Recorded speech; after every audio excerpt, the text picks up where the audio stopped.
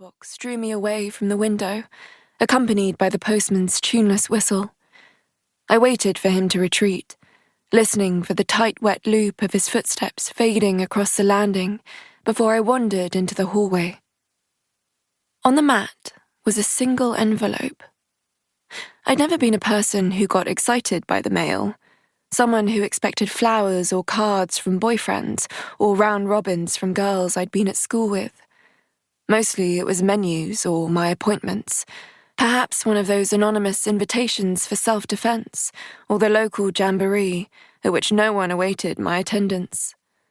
I kept them all, nonetheless, positioned right at the entrance to the flat. It demonstrated to the people who came by, my landlord, the pizza delivery boy sopping wet from his piddling little moped, that mine was a busy life, populated with busy people. I threw the letter on top of the pile and went back to spying on the car park. The funeral procession had moved on, but the crowd hung around in their clusters, chatty and reluctant to disperse. Maybe they were waiting for an encore, a second chance to reflect on their mortality. But he looked so well when I saw him. 1 minute he was here and then... gone. Fuck it. Today was the day. 6 years without the curb of routine had made me a woman of jagged risings, allowed the indulgence of watching the world change through the prism of my bedsit window.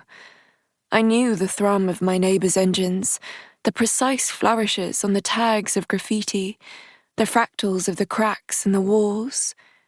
In another life, these skills might have been useful. In this one, I was merely a clock watcher. I gathered the mail from the hallway and began to sort it on the living room table, matching it up as I went. Dave's disco, takeaway, therapy, like that game we used to play called Remember. That only left the newest envelope, which didn't fit into anything. I picked it up and examined it. It was yellow and thin in my hand, the paper the wrong side of luxurious, as was the careless slant of its address. I shook it free of the rain, and then tore at an unlicked gap in its corner and pulled out the letter within.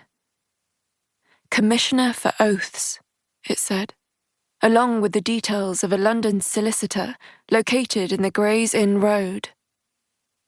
Re. In the matter of Miss Lily Miller, formerly known as Lily Chen, daughter of Sook-Yin Chen, of Castle Peak Road, Kowloon. Phrases jumped in and out of my vision, the black ink morphing into shapes across the paper. We are writing to inform you... an inheritance. Please call us on the number below. It had to be some kind of scam.